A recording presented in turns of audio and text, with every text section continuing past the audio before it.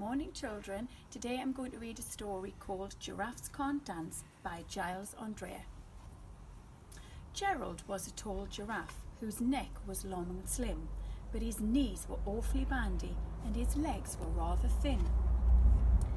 He was very good at standing still and munching shoots off trees, but when he tried to turn around, he buckled at the knees. Now, every year in Africa, they hold a jungle dance, where every single animal turns up to skip and prance.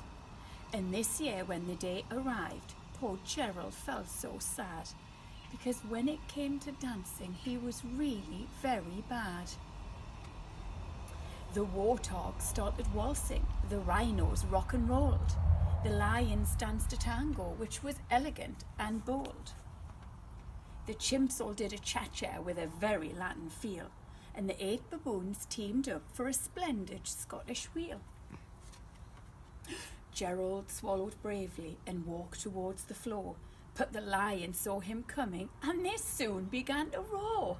"Here, look, a clumsy Gerald," the animals all laughed. "Giraffes can't dance, you silly fool. Oh, Gerald, don't be daft." Gerald simply froze up. He was rooted to the spot.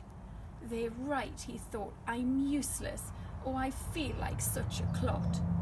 So he crept off from the dance floor and started walking home.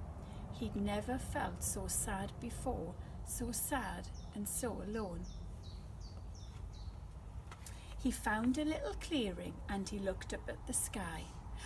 "The moon can be so beautiful," he whispered with a sigh.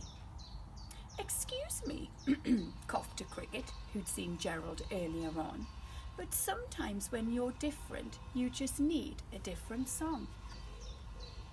Listen to the swaying grass and listen to the trees. To me, the sweetest music is the branches in the breeze. So imagine that lovely moon is playing just for you.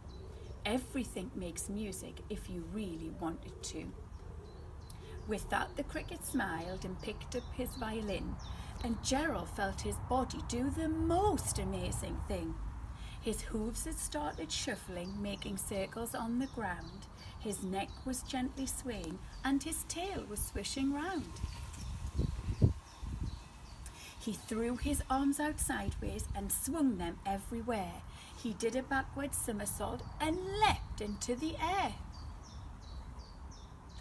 Gerald felt so wonderful. His mouth was open wide. "I am dancing, I am dancing, I am dancing," Gerald cried. Then one by one, each animal who'd been there at the dance arrived while Gerald boogied on and listened in a trance.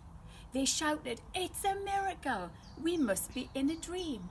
Gerald's the best dancer that we've ever seen."